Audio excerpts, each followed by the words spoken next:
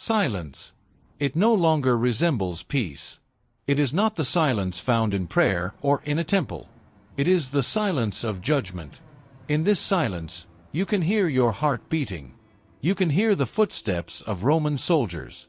You can hear dry ropes crackling. You can hear heavy wood creaking. Jesus comes out of the praetorium. His body is already tortured. The scourging has left deep marks on his back. Blood is mixed with sweat. On his head is a crown of thorns, and each prickly thorn cuts into his skin, leaving red marks that run down to his eyes. A cross is placed on his shoulders. It is large, heavy, unfinished, rough, raw, merciless. The tree of death. He says nothing, not a word. But his silence speaks louder than all the voices in the world could ever say. He accepts. He does not refuse. He does not protest. He does not run away. He bends down and takes the cross upon himself. At that moment, something incomprehensible happens. For the first time in human history, a man, the Son of God, takes up the cross not because he has to, but because he wants to. It is not punishment. It is love. This cross is not just a piece of wood. It is the shadow of human sins. It is the pain of contempt, rejection, envy, betrayal, indifference. Jesus takes not just an instrument of execution. He takes upon himself our falls, our shame, our darkness. There is a commotion in the crowd. Some laugh, some shout. For most, it is just another punishment, another death. But for heaven, it is the beginning of salvation. Jesus carries the cross with the awareness that the fate of the world rests on him. Every step with the cross is a response of love to hatred. It is a choice to remain faithful, even when he is betrayed. It is a response of silence to the crowd's cry, "Crucify him!" Where others break, Jesus moves forward, not because it is easy for him, but because he loves. When the cross touches his shoulder, everything changes. Not in the eyes of the crowd, in the eyes of eternity. This cross becomes not a symbol of shame, but a symbol of victory. For he who has not sinned takes upon himself the burden of sinful humanity. His steps are slow but determined. No one forces him to go. He chooses this path himself. His feet touch the stone, still wet from the morning dew. But this path is not just a street. It is the road of redemption. With each step, his body protests. Pain pierces his shoulders, blood oozes from his wounds. But his soul silently repeats, "Yes, yes, for the salvation of the world. Yes, for forgiveness. Yes, for each of us." People watch. Some with horror, others with indifference. There are those who cry. There are those who laugh. There are those who silently follow him and feel that something more than just a Roman execution is happening. No one sees the angels bowing in heaven. No one hears the Father's silence, for the fullness of sin has been laid upon him. No one understands that Jesus is not just carrying the cross. He is carrying the pain of the whole world. He knows what will happen next. He knows that Calvary awaits him. He knows how difficult it will be, how every breath, every nail, every word of mockery will hurt. But he does not retreat, because his love is stronger than pain, because his faithfulness is stronger than betrayal, because his determination is unbreakable. On this road, Jesus shows us not only his suffering, but our dignity. He carries the cross not as a weak man who was forced to do so. He carries it as a king, silent, wounded, but full of strength. This is not the strength of shouting, weapons, or revenge. This is the strength of sacrifice. In his figure, the highest human dignity. Even under the weight of the cross, he does not lose his greatness.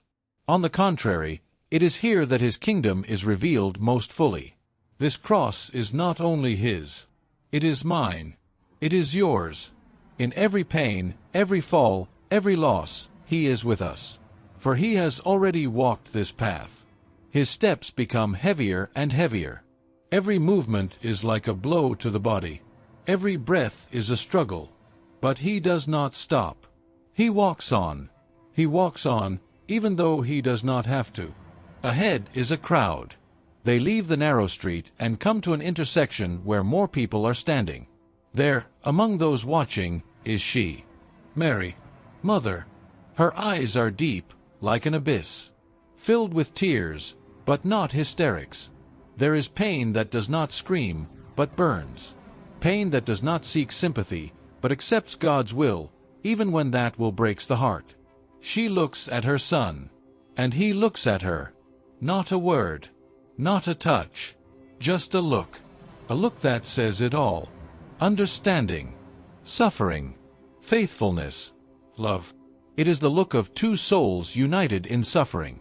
He is the Son of God, carrying the cross for humanity. She is the mother, carrying the cross alongside him. Mary does not try to intervene, does not rush between the soldiers. She knows that his path has already been determined. But she is present, just, nearby. This is true love, to be there, even when you cannot change the course of events. Jesus sees her. His heart breaks, because the greatest suffering is to see those you love suffer. But at the same time, this gaze gives him strength, because in the eyes of his mother, there is acceptance. She does not understand everything, but she trusts, and he continues on his way. At this moment, another truth is revealed. Love is not only tenderness and joy. Love is the ability to remain close even when the pain is unbearable. Love is the ability to support silently. Love is not always salvation from suffering, but it is always presence in it. People in the crowd are watching. Some turn away in horror. Others watch indifferently. But those who truly see begin to understand. This cross is not an accident, nor is it defeat. It is the path of love to the end. Jesus' body is leaning down. The cross is pressing harder and harder. The sun is burning, dust is rising from underfoot, and the soldiers are already tired of this scene. But he is walking, step by step, with unbreakable faith. He walks on. He holds the cross as if he were holding the whole world. His legs are shaking. His shoulder, wounded by whips, burns with excruciating pain. Every movement is more than an effort. It is a feat. Suddenly, the cross shifts slightly to the side. His foot slips, and he falls. He doesn't just stumble. He falls and hits the ground hard. Silence, and then laughter. Someone in the crowd is laughing. The soldiers hurriedly pull on the ropes, cursing. But for a moment, everything stops. This is the first fall. It seems like it should all be over. This is how those who cannot endure fall. This is how those who are broken fall. But Jesus is not broken. In this dust, amid the cries, Jesus shows something great. He is God who has fallen. But not because he has lost, but because he took upon himself human weakness in all its fullness. He falls as each of us falls, at the moment when we lack strength, at the moment when the pain becomes excessive, at the moment when it seems that all is lost. But he does not remain lying down. Jesus gets up, through pain, through blood, through mockery. His hands tremble, blood flows under his feet, but he gets up. Not for himself. For us. His fall is not the end. It is a lesson. It is an answer to everyone who has ever fallen and could not get up. Those who have fallen themselves understand those who have not endured. But those who have fallen and risen give hope. This is where true mercy is born. For Jesus does not judge those who have fallen. He fell himself, so that no one would be ashamed of their falls. So that everyone would know, after falling, it is possible to get up. When Jesus gets up, the cross falls on his shoulder again. His body trembles, but his eyes show determination. He knows, it will be even harder. But the journey is not over. And he continues on. When Jesus got up after falling, his steps became even heavier. The sun is high. The air is hot. The stones under his feet are slippery with blood. His body is exhausted, but his spirit remains strong.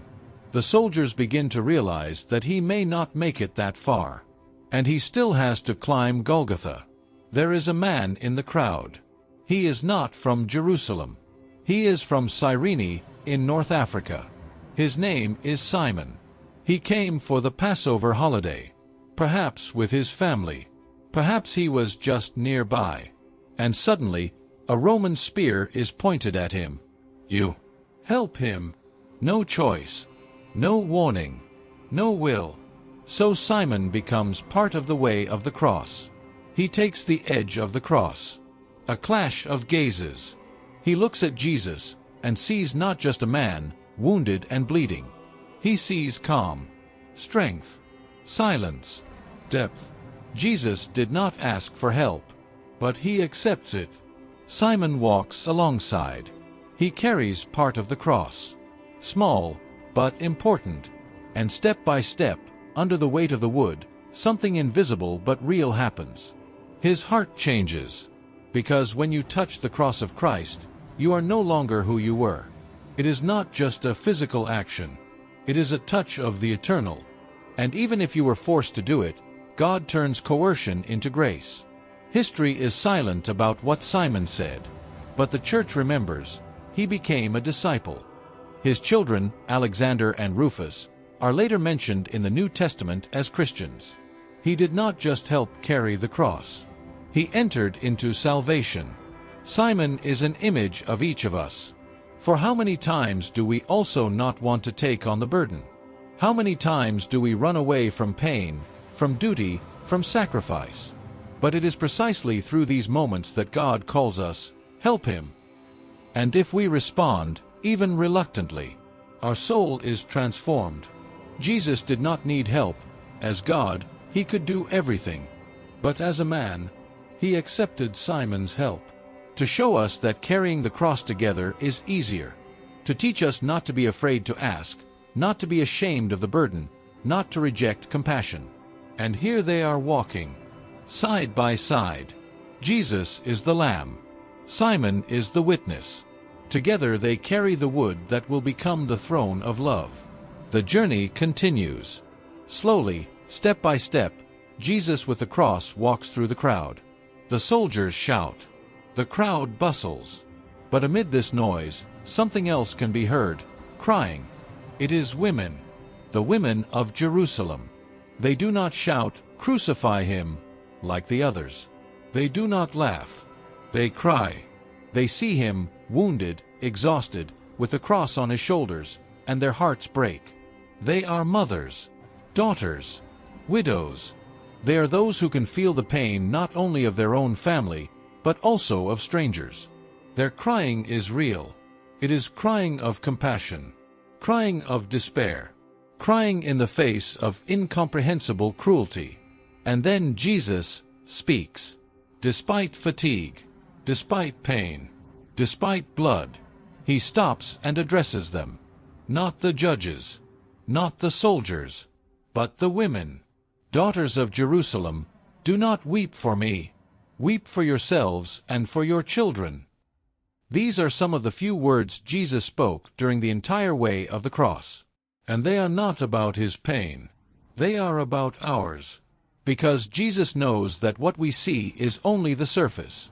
His body is suffering now, but people's souls are suffering even more. He appeals to hearts, to future generations, to us. The women's cries are the tears of humanity, the tears of every mother who has lost a child, the tears of every soul who sees evil and does not know how to stop it, tears that cannot change events but say, "I care." Jesus accepts this weeping, but his response is not emotion, but prophecy. He sees further. He sees that the real tragedy is not his death, but how human hearts are turning away from God. These women are a picture of all who see injustice and do not pass by. Their tears are not weakness.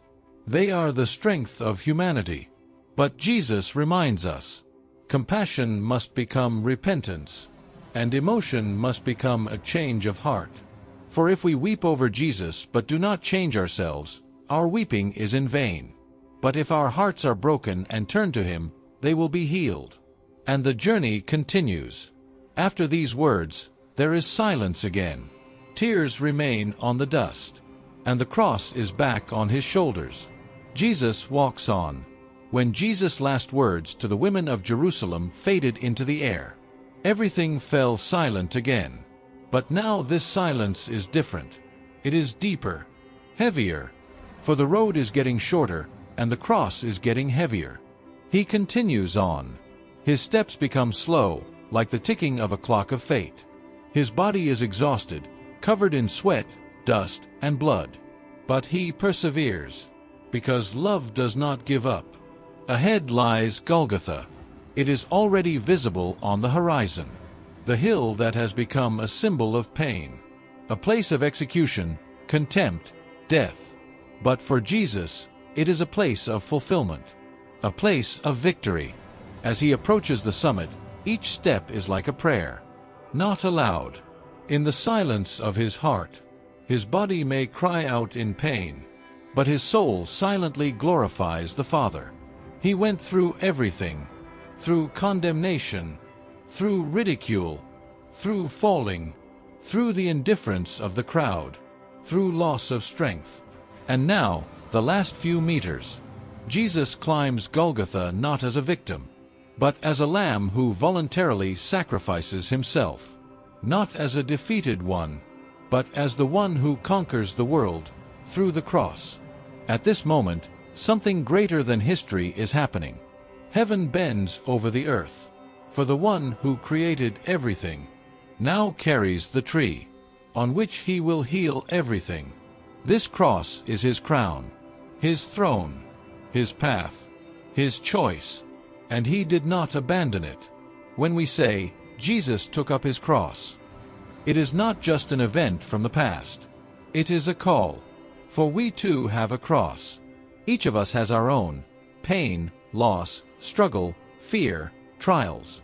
Jesus showed us how to carry the cross, not by running away, not by cursing, not by fleeing into despair, but with love, with faith, with peace. This standing teaches us the strength is not in not having a cross, but in carrying it with Christ, because with him no cross is in vain. With him no path loses its meaning. With him even Calvary becomes the door to resurrection. And now he stops. Calvary, the destination. And here, the end of one path and the beginning of another. The cross he carried will now be raised. But that is another story, another station. And for now, in this silence that once again covers the earth, the heart trembles. For here was love, love that took the cross upon himself and carried it to the end of the second station. If you found this video meaningful, give it a thumbs up and make sure to subscribe. Your support truly matters. I want to apologize in advance for any mistakes in the text or voiceover. I'm still learning, and the language used on this channel is not my native one. The voiceover is generated with the help of artificial intelligence. Please feel free to point out any errors so I can correct them and improve the quality of the content. I'd also love to hear your thoughts on the topic. Your support and comments truly motivate me to keep searching for meaningful and inspiring stories. Thank you so much for your understanding and for being part of this journey. Don't forget to subscribe and turn on the notification bell so you won't miss any new stories.